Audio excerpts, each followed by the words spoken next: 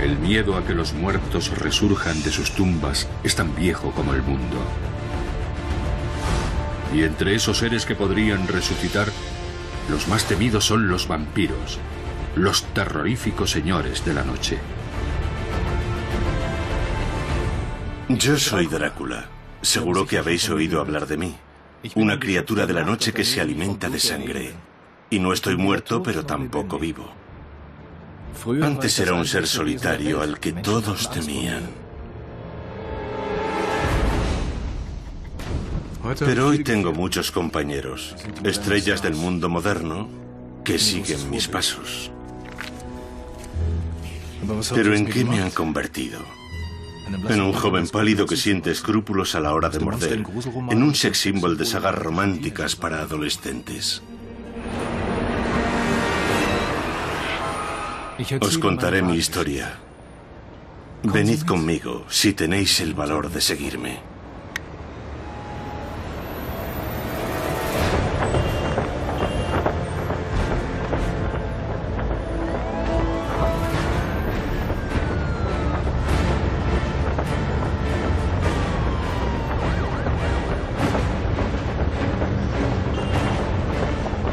Drácula, la verdadera historia de los vampiros.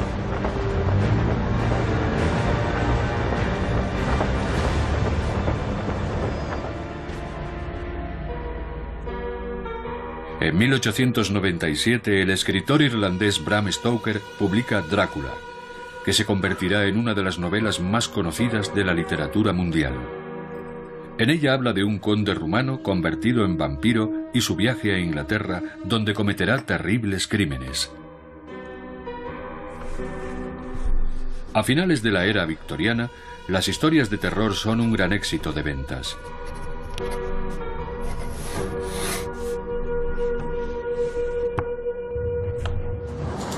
La tecnología avanza a pasos agigantados y el ritmo de vida es cada vez más rápido. El mundo ha estado gobernado por la religión, pero todo cambia de repente. Hay máquinas de vapor, prensa escrita, un gobierno sólido, barcos que zarpan con puntualidad. No queda espacio para lo oculto, lo sobrenatural o la religiosidad profunda. En un mundo moderno e innovador, Stoker introduce un vampiro, una criatura que continúa muy viva en el imaginario popular. Sin embargo, hoy casi nadie recuerda a su autor. Sus cenizas descansan en un humilde crematorio de Londres. Mi creador. Quien me hizo famoso. Y no solo eso. En su libro, Stoker describe muchas de las características y facultades que hacen reconocible a un vampiro.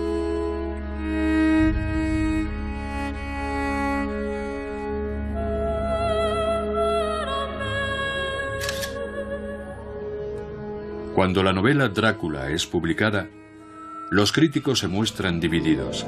Para unos es literatura de segunda clase, mientras que para otros es una de las mejores historias de terror jamás escritas, aunque no apta para espíritus delicados. En cualquier caso, Stoker no deja indiferente a nadie.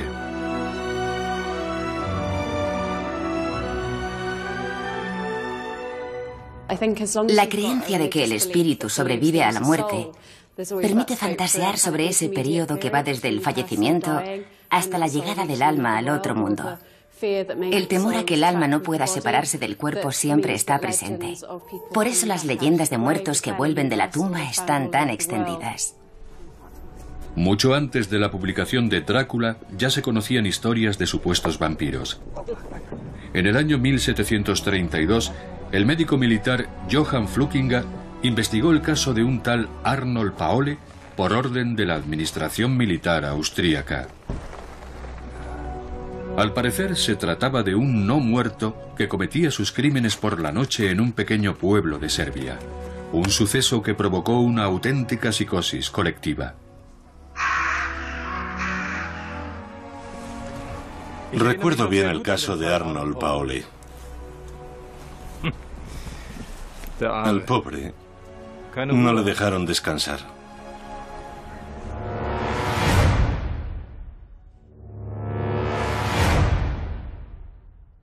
Varios vecinos juraron haberlo visto poco después de su muerte, merodeando por las calles y penetrando en las casas para arrebatar a los vivos su energía vital.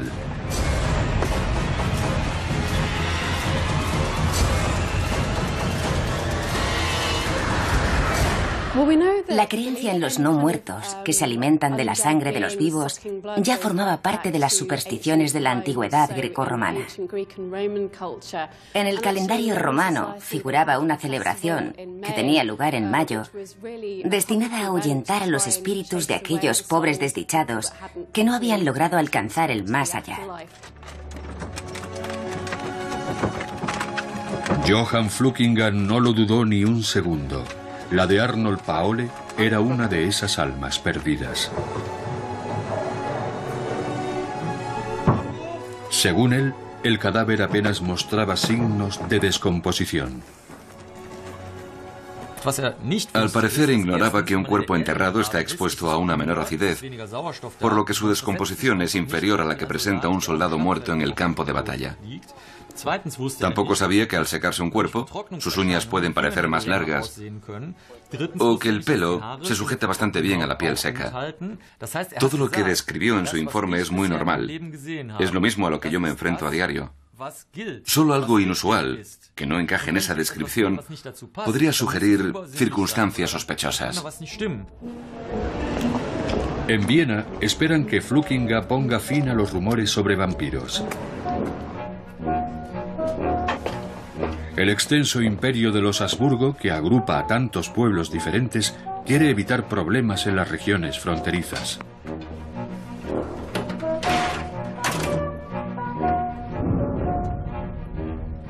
Pero su dictamen no colmará sus deseos, como muestra el informe final consignado en negro sobre blanco en el Archivo Real. Está en perfecto estado, no presenta descomposición. Había rastros de sangre fresca en los ojos, la nariz, la boca y las orejas. Sin duda se trataba de un verdadero vampiro. Así que ordenó incinerar el cuerpo ese mismo día y devolver las cenizas a la tumba.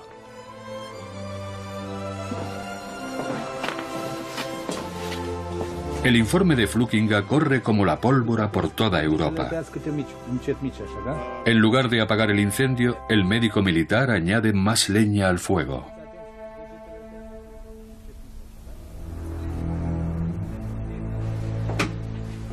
Todo el mundo hablaba de nosotros.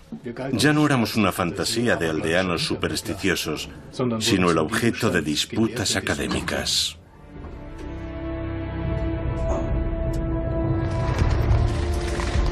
Veinte años más tarde, los rumores sobre vampiros siguen recorriendo el imperio austríaco. La emperatriz María Teresa, muy preocupada, toma cartas en el asunto y ordena a su médico de cámara que estudie a fondo la cuestión. Su misión será acabar de una vez por todas con tan alarmante superstición.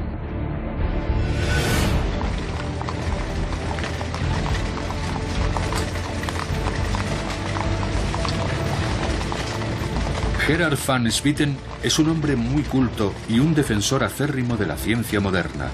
Para él, los vampiros son tan solo una barbaridad difundida por los ignorantes, una simple quimera. Van Swieten no alberga ninguna duda sobre el resultado final de su investigación.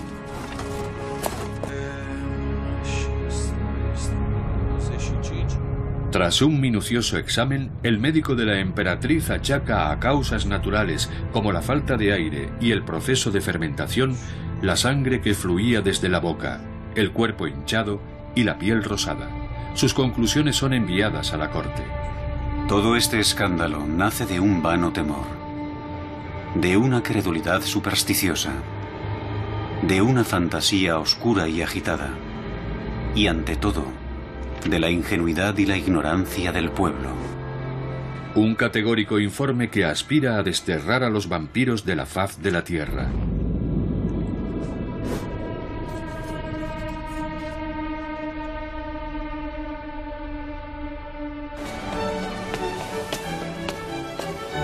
En Viena están muy satisfechos. creen haber acabado para siempre con la superstición. Por su parte, los desdeñosos extranjeros que veían la biblioteca de palacio como un bonito escenario para fiestas y reuniones, comienzan a ver este recinto como un refugio de la sabiduría digno del mayor respeto. La Ilustración. Cuánto me gustaba.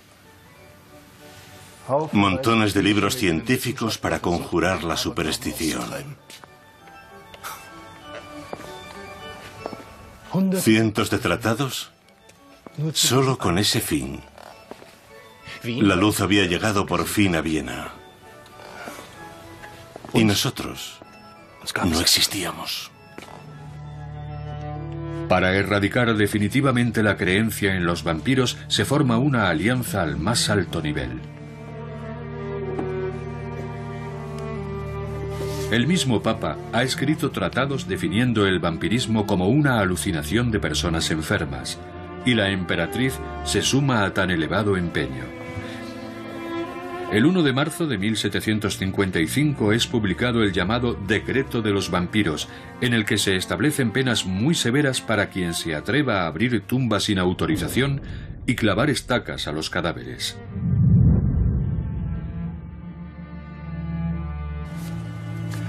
Nos eliminaron por decreto. O eso creían en la fastuosa Viena.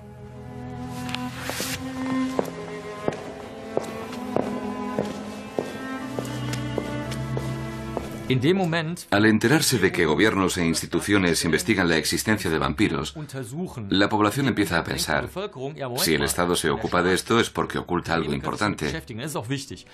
Al incluirlo en la ley, las autoridades reforzaron la creencia de que aquello era real. De lo contrario, no habrían puesto en marcha investigaciones o promulgado leyes y decretos. Fue un arma de doble filo que acabó reforzando la superstición.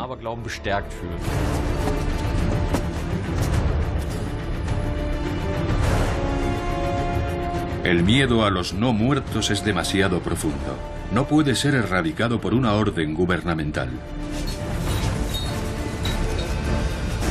Según una antigua creencia popular, cualquier persona puede convertirse en un no muerto, por haber cometido terribles pecados, por una maldición o por ser víctima de un vampiro.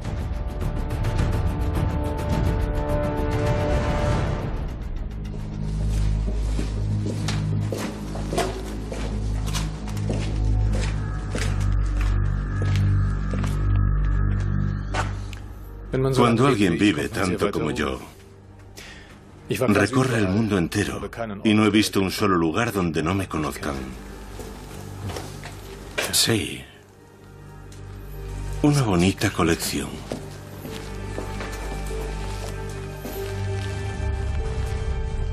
En Rumanía, la creencia en los vampiros sigue estando muy extendida.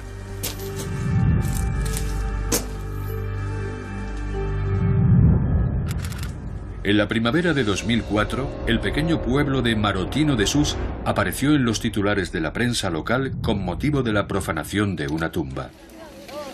El culpable fue fácil de localizar, ya que no ocultó su delito. Al contrario, se mostró orgulloso por haber impedido que un vampiro atacase a sus vecinos.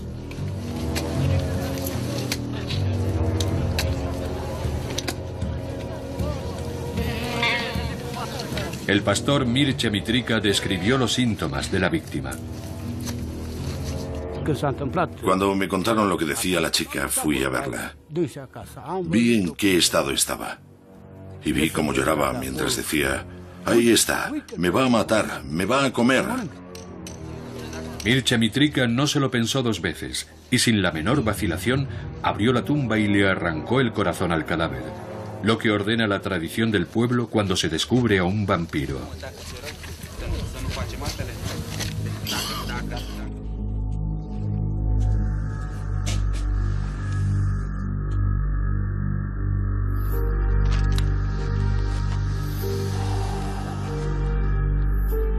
Esta es mi colección. Recuerdos del paso de los siglos. Empecé hace mucho tiempo. Supuestamente nos pueden matar con una bala de plata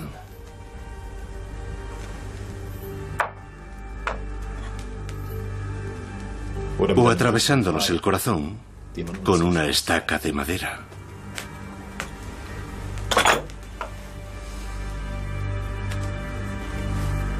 Y por aquí tengo una cruz.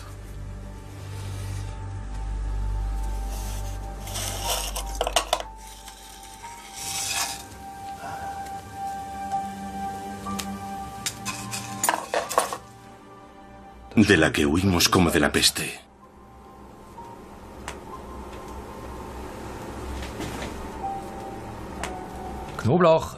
El ajo es bueno para combatir a brujas y vampiros. Aparecen muchas historias. Una de ellas cuenta cómo algunos espíritus pueden adquirir forma corpórea tras penetrar en una cocina un determinado número de veces, y cómo el ajo se convierte entonces en una eficaz y asequible defensa. Otra historia cuenta que el ajo surgió de la tierra que el diablo acababa de pisar con su pie izquierdo tras ser expulsado del paraíso, y que donde crece el ajo se reconoce la huella del diablo. Para mí el ajo está tan presente en la mitología porque es muy saludable y curativo. De ahí proviene su supuesta relación con lo sobrenatural.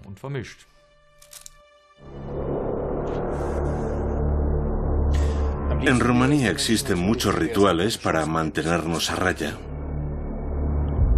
e impedir que volvamos del otro mundo. Y algunos son muy eficaces.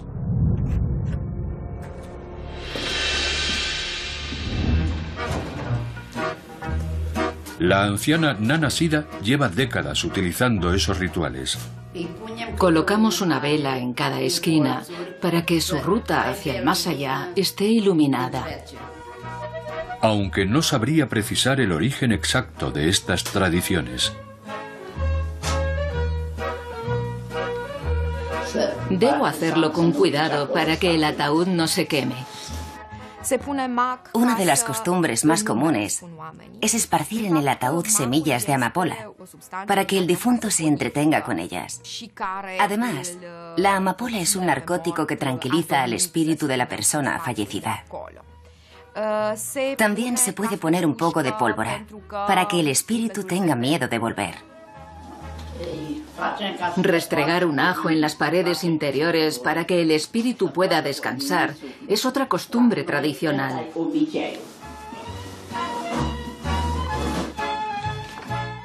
Durante los últimos años, algunos han comenzado a introducir en el ataúd un teléfono móvil para que el difunto pueda comunicarse desde el más allá. Un ritual que parte de la idea de que el más allá es un lugar en el que el muerto debe contar con todo lo necesario para evitar que se sienta tentado a regresar. Por último, se clava una estaca en el cadáver, aunque sea de forma simbólica. Colocamos una aguja en la llama de la vela hasta que esté al rojo vivo. La aguja simboliza la estaca que clavaremos junto al oído. Y después, que Dios le dé el descanso eterno. Rumanía es la patria de los vampiros.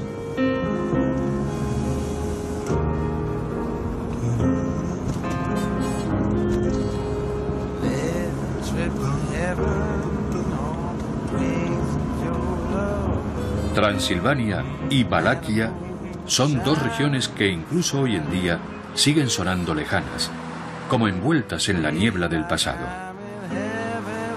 En esta tierra misteriosa, la gente aún teme a los vampiros, pero también vive gracias a ellos. Drácula es todo un valor publicitario.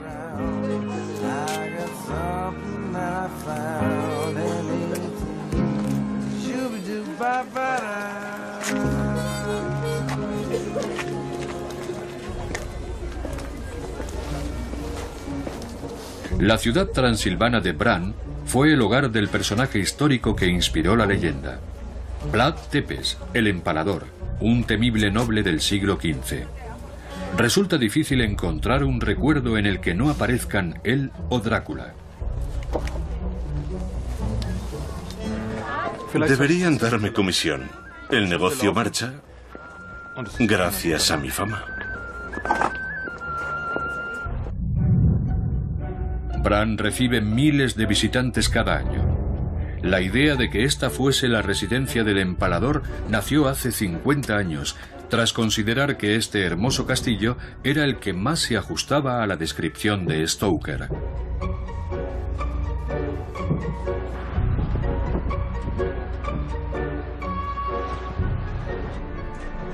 ¿Habría tenido tanto éxito su novela sin Vlad el Empalador? ¿Quién sabe? Aunque la auténtica clave fue la debilidad de la Inglaterra moderna por lo sobrenatural.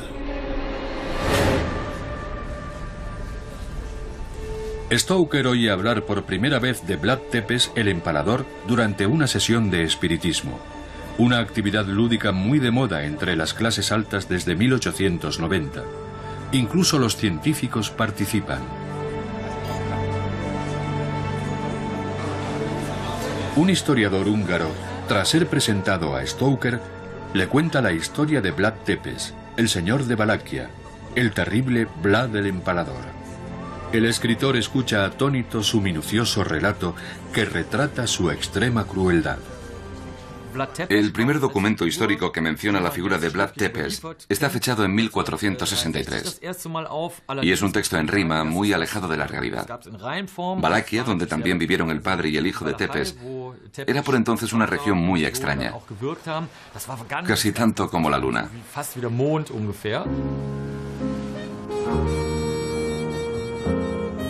Los turcos amenazaban Europa.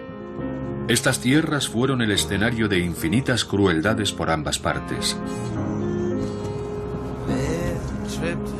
La leyenda cuenta que Vlad hizo empalar aquí a miles de turcos, lo que dio origen a su terrible sobrenombre, el Empalador.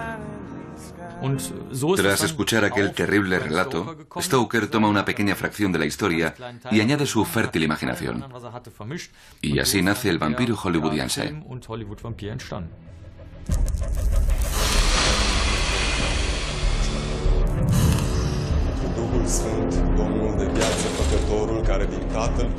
El Drácula de Stoker es un despliegue de fantasía irlandesa condimentado con un toque de historia tradicional rumana. Una receta que terminará alcanzando el éxito mundial.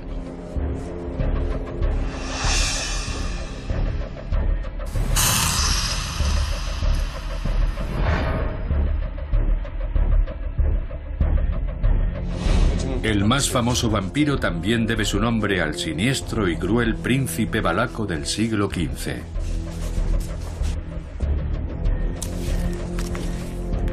Vlad Tepes nació como Vlad Draculea, diminutivo de Drácul, que heredó de su padre y que significa pequeño dragón. Una referencia a los caballeros de la Orden del Dragón, que tenían por lema la defensa del occidente cristiano ante el avance del Imperio Turco Otomano. Amén. Amén.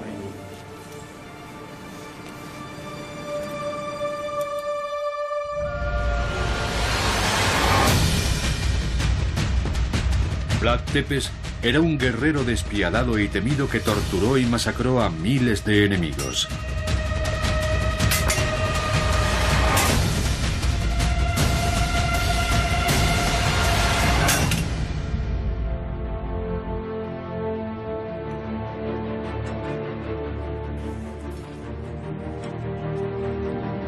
Tras la victoria contra los turcos, el príncipe hizo honor a su fama de gobernante cruel. Incluso después de su muerte, fue temido y odiado en sus dominios. Cuentan que murió en 1476, pero cuando abrieron su tumba en 1931, estaba vacía. Como dice el refrán, que la vergüenza caiga sobre aquel que piense mal.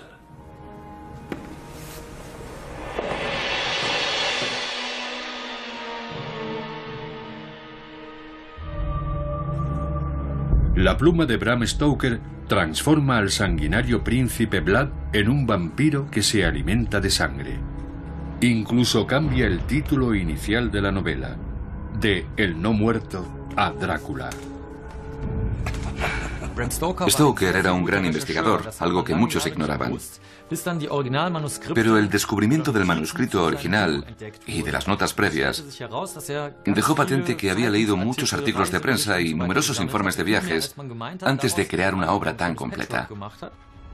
Su protagonista es complejo y singular. Bram sabía todo sobre mí, incluso a qué escuela había ido y el nombre de mi maestro. Junto a otros 9 aprendices, Drácula aprende brujería con el mismísimo diablo. Solo el alumno más dotado le servirá eternamente. Adivinad quién fue el elegido.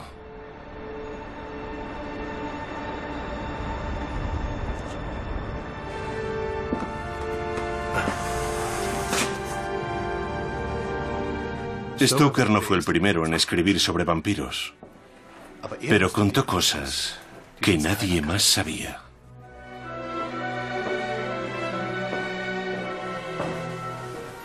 Bram Stoker combina hábilmente datos históricos con elementos propios de las novelas de terror. El lector no tiene claro si está ante un hecho real o ante una fantasía.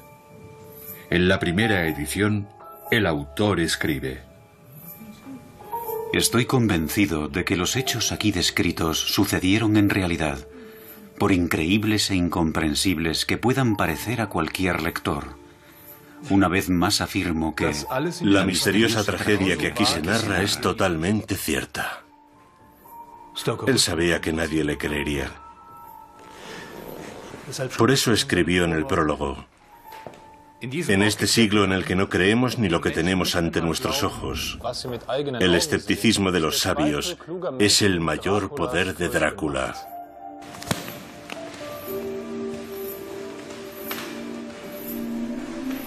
En un momento en el que se intenta comprender todo, Stoker se divierte sembrando dudas.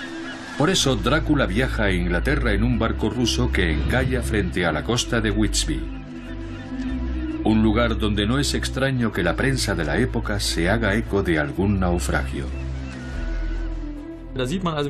El barco varado se puede ver en la playa, con su aspecto perdido, tenebroso y solitario, como un buque fantasma en el que solo una persona ha sobrevivido. Esa persona es Drácula, que tras saltar a la playa, penetra en un mundo moderno, avanzado y tecnológico, donde comienza a cometer sus actos depravados y siniestros. Pero Drácula no permanece mucho tiempo en Whitby. Su objetivo final es Londres, el lugar que, según Stoker, le parece el más sabroso de todo el mundo. Para un vampiro, la capital del imperio es como el país de Jauja. Un lugar fascinante por el que pasean sabrosos manjares procedentes de todo el planeta.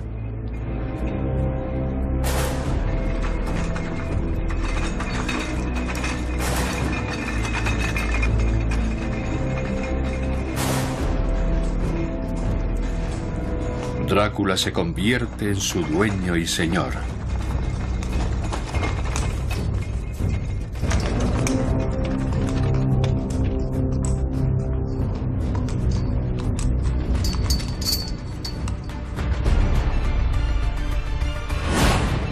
Desde entonces, los vampiros han dominado el mundo y se han convertido en el reflejo del gusto y la moda de su tiempo. Su aspecto ha variado mucho, desde la inspiración histórica encarnada por Vlad Tepes, pasando por terribles monstruos y vividores disolutos, hasta los elegantes vampiros de hoy que practican la abstinencia y prometen amor eterno. Pero pese a sus acentuadas diferencias, todos los vampiros tienen algo en común. Tenemos algo que todos desean: la vida eterna. Al menos mientras nos dejan.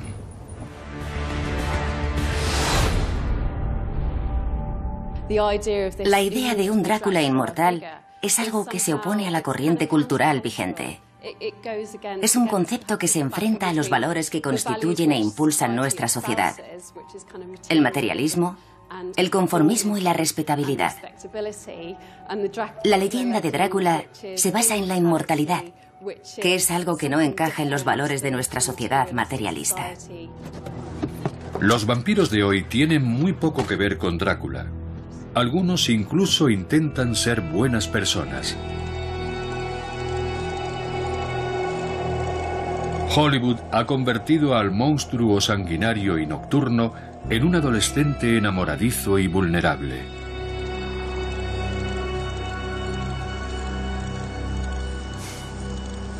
Cada vez son más guapos. Y en mi opinión, más niñatos. Cuando Stoker diseñó mi imagen, seguramente pensaba en su amigo, el gran Henry Irving.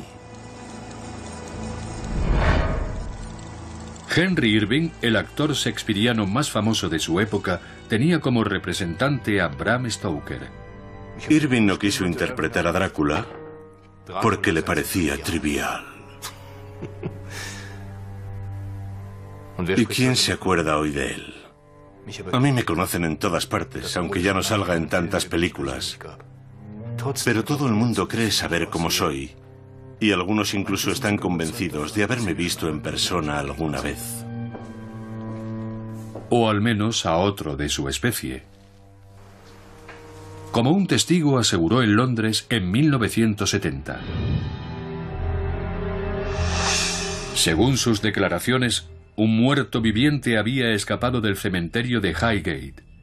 Un rumor que desató una desenfrenada persecución. El joven que aseguró haber visto al no muerto facilitó una pequeña descripción. Y muchos ataúdes fueron destruidos en la mayor cacería de vampiros del siglo XX. En la década de los 70, cuando todo tenía explicación, surgía algo que traspasaba los límites de la razón. Y el veredicto fue el siguiente. No vamos a discutir más sobre algo incomprensible. Nos encontramos ante un fenómeno vampírico, del mundo de las sombras, la oscuridad y las tinieblas. Durante semanas, el vampiro de Highgate hizo que Londres contuviese la respiración. Pero, ¿qué contó el supuesto testigo? Era una figura alta y gris, de unos 2,5 metros de altura. Parecía avanzar flotando por el camino, sin hacer ningún ruido.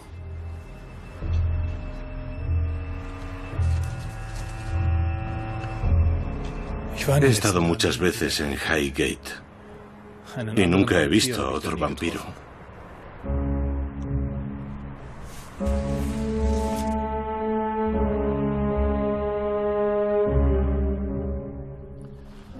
Pero éramos temidos en todo el imperio. En Irlanda, la patria de Stoker, llevamos vagando más de 1000 años.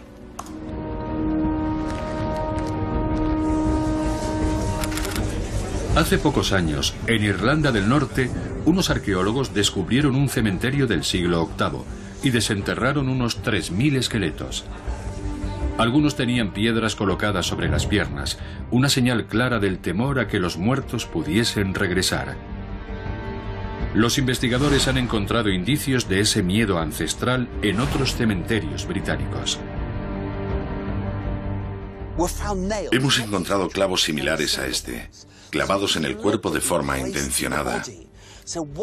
Uno atravesaba el hombro derecho, otro estaba en el corazón y otro en el tobillo izquierdo. Todos estos clavos parecían tener como finalidad evitar que el fallecido pudiese levantarse de nuevo. Tal vez esos muertos eran sospechosos de ser vampiros.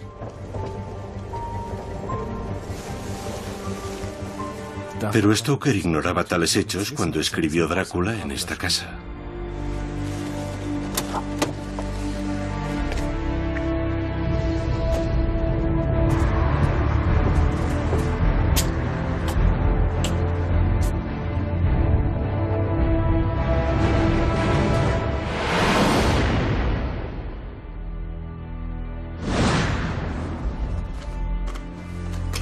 Sin embargo, en tiempos de Stoker, las historias de muertos vivientes eran muy populares en las Islas Británicas. En sus notas no aparece nada sobre su Irlanda natal. Allí solo existen elfos, hadas, duendes y otros seres mágicos. Aunque bien mirado, ¿por qué escribir sobre lo que ya se conoce? Uno de los personajes mitológicos del inframundo irlandés podría poner en cuestión todo lo que creemos saber sobre el origen de los vampiros. Un muerto viviente que sembró el terror allá por el siglo VI.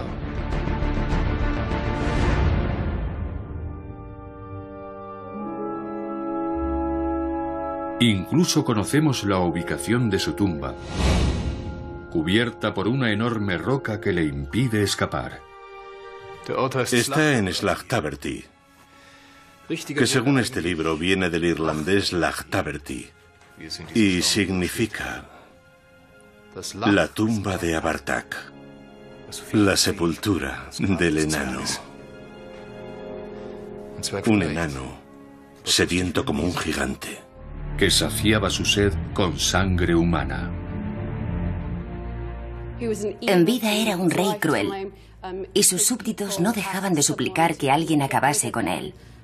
Por fin, un noble caballero mató a Abartak, pero este escapó de su tumba para alimentarse con la sangre de su pueblo, hasta que sus antiguos vasallos lo enterraron cabeza abajo y colocaron una gran roca sobre su tumba. Es una historia interesante, que combina la idea del muerto viviente y la del bebedor de sangre. Al parecer, su historia es muy similar a la mía. Los irlandeses siguen dedicando una noche al año a los muertos vivientes. Según la antigua mitología celta, los muertos pueden salir de sus tumbas durante la noche del 31 de octubre. Esta festividad, bautizada como Celebración de Samhain, es conocida en todo el mundo como la Noche de Halloween.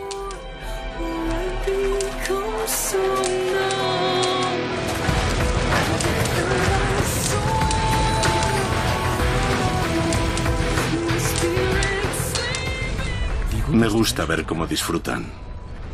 Incluso pierden el miedo atávico a la oscuridad. El verdadero objetivo de estos antiguos rituales es mantener a raya a los muertos.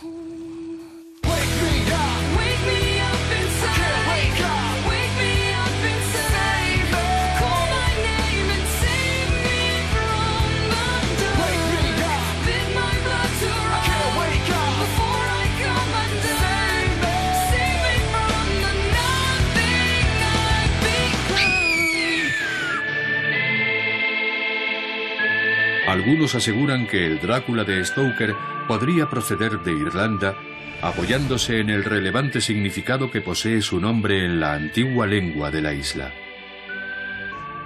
La palabra Drácula podría tener un origen irlandés, ya que Drog-Ula, en este idioma, significa mala sangre. Es cierto que resulta más lógico que este sonoro sobrenombre proceda de Vlad Draculea, Vlad el Empalador, el noble rumano del siglo XV.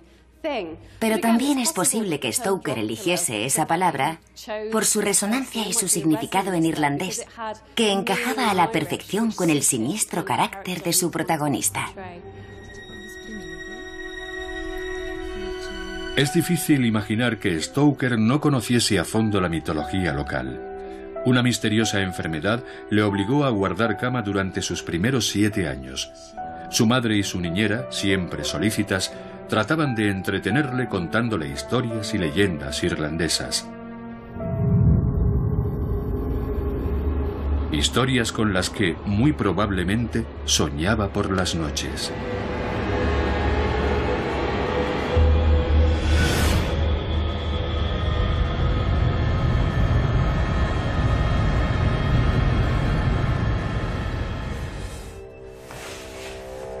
Tal vez era incapaz de diferenciar el sueño de la realidad.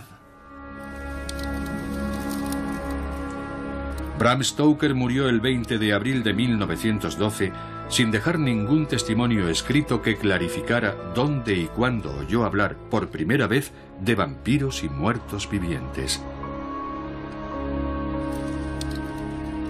Según el informe forense, la causa de la muerte fue el agotamiento.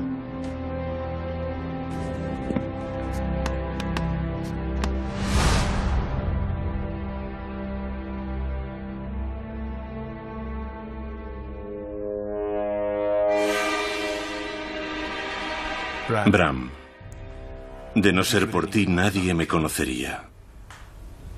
Yo te debo mi fama y tú me debes la tuya.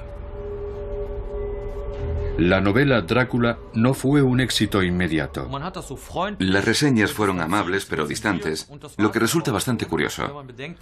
Y aún más teniendo en cuenta que su enorme número de reediciones y traducciones no es muy inferior al de la Biblia o el Corán.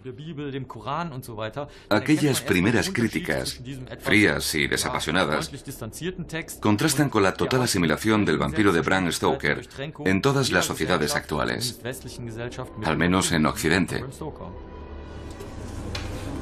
Drácula es hoy mundialmente famoso. Pero Stoker nunca llegó a conocer su extraordinaria notoriedad.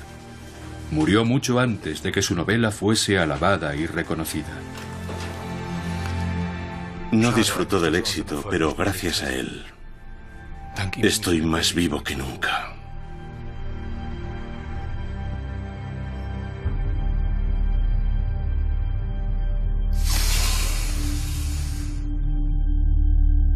Tras su muerte, el escritor irlandés Bram Stoker fue incinerado, algo muy poco usual en aquella época.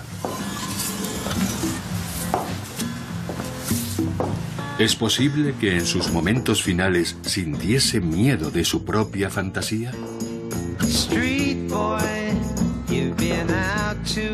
¿Miedo al mundo tenebroso que hay entre la vida y la muerte? Ese lugar siniestro y desconocido cuyas insondables tinieblas nos angustian y aterrorizan. ¿Quién sabe? Ya conocéis mi historia y sabéis que nunca moriré, porque nunca he estado vivo. Solo existo en vuestra imaginación y de vosotros depende cuándo y dónde volveré a aparecer.